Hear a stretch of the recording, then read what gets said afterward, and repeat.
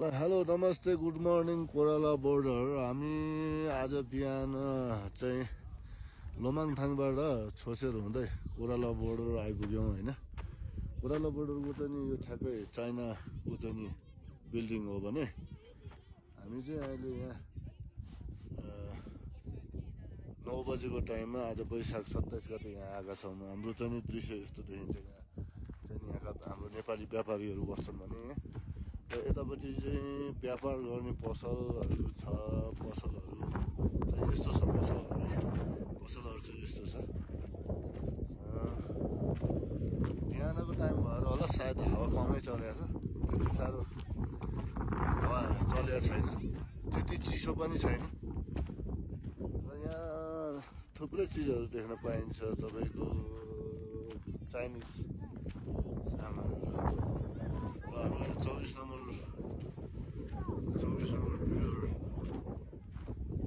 छौँ। त खासै गाडी पनि रहन्छ। दुईवटा मेरो एउटा गाडी हो भने अर्को गाडी एउटा छ। तपाईँहरू पनि आउँदाखेरि यहाँ हाम्रै नेपालीहरूले किन्ने सरसामानहरू पसलको सामानहरू तपाईँहरूले किन्न सक्नुहुन्छ। र यहाँ चाहिँ विशेष भनेको तपाईँको पिलर छुन पाइँदैन, बस्न पाइँदैन। पिलर छोएर बसेर उयो गर्न पाइँदैन। झन्डा लिएर झन्डामा फोटो खिच्न पाइन्छ। यो 24 नम्बर पिलर हो।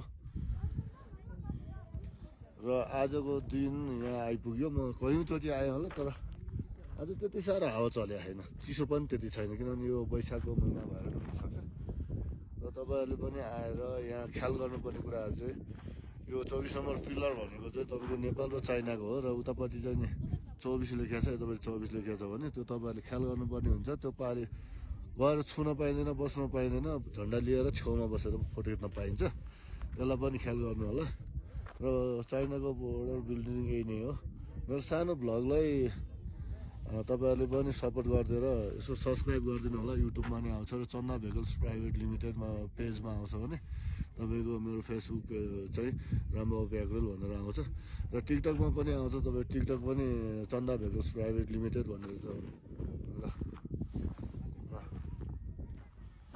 सबैजना यहाँ हुनुहुन्छ।